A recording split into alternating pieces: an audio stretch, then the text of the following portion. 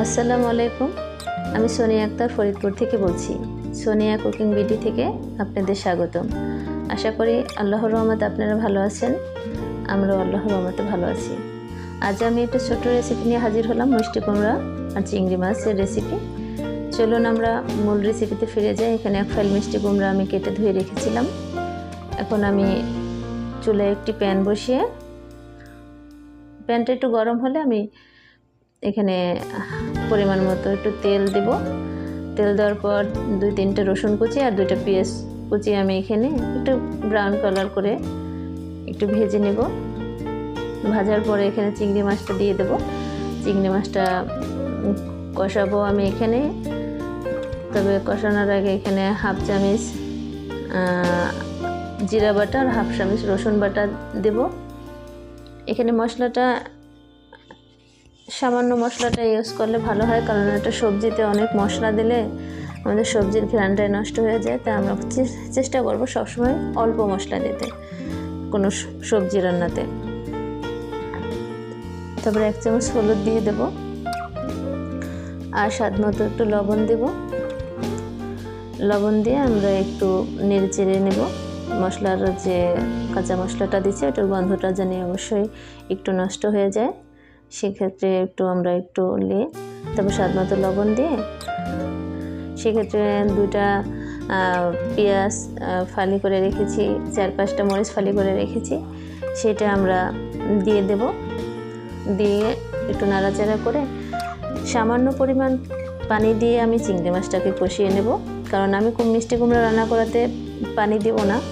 এখানে মশলাটা হলুদটা যাতে পুড়ে না যায়, মাছটা যাতে ভালো করে কষানো যায়, তার জন্য সামান্য পরিমাণ অল্প একটু পানি দিয়ে আমি এখানে মাছটাকে কষিয়ে নেব।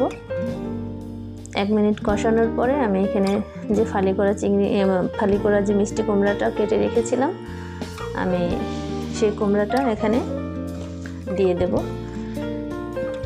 দেওয়ার পরে নাড়াচাড়া দিয়ে আমি 10 মিনিট কুক করব ঢাকনা দিয়ে। অবশ্যই মিডিয়াম থেকে আরও একটু লো হিটে দেবেন, যাতে আমাদের পানিটা আমাদের দরকার হবে না।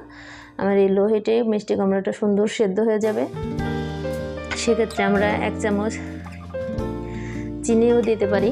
চিনিটা দিলে স্বাদটা অনেক ভালো আসে, বাচ্চারা অনেক ভালো করে এটাকে খেতে চায়।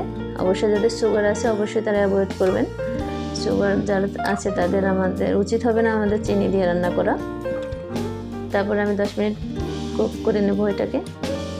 আমার চ্যানেলটি যারা সাবস্ক্রাইব করেছেন তাদের অসংখ্য ধন্যবাদ, আর যারা এখনও করেননি প্লিজ আমার চ্যানেলটি সাবস্ক্রাইব করে দেবেন। আর আমার একটা ফেসবুক পেজ আছে, সেটাও ফলো দিয়ে দেবেন বা লাইক করে দেবেন। আর আমার ভিডিওটি ভালো লাগলে একটি লাইক করে দেবেন। আমার মিষ্টি কুমড়াটি ঢাকনা খুলে দেখলাম যে মিষ্টি কুমড়াটি হয়ে আসছে। এখন আমি এখানে অল্প একটু ধনিয়া পাতা দেব, অপশনাল, আপনাদের হাতের কাছে থাকলে দেবেন, দিলে হয়তো একটু ঘ্রাণটা সুন্দর আসে। দিয়ে একটু 1-2 মিনিট একটু ঢাকনাটা দিয়ে রাখবো, যাতে ধনিয়া পাতার ঘ্রাণটা আমাদের মিষ্টি কুমড়ার মধ্যে প্রবেশ করে। সেক্ষেত্রে যদি আপনাদের মনে হয় লবণটা আপনারা আবার চেক করে আবার একটু লবণ দিতে পারেন। আমি একটু লবণ দিয়েছিলাম। তাই আমরা নতুন রাঁধুনি, আসলে নতুন রাঁধুনি যতটুকু না, তার পেজটা অথচ নতুন খুলেছি, অবশ্যই অনেক কিছু বুঝি না, অনেক ভুল ভ্রান্তি হয়। অবশ্যই আমাদের ভুল ভ্রান্তিগুলোকে ক্ষমা করে আমাদের পাশে থাকবেন, আমাদের পাশে থেকে আমাদের উৎসাহ দেবেন। আপনাদের উৎসাহ, আপনাদের কমেন্টস, আপনারা কমেন্টস করবেন, আপনার কমেন্টস আমাদের অবশ্যই ভালো লাগা দিবে। তো সবাই ভালো থাকবেন। আল্লাহ হাফেজ। আসসালামু আলাইকুম।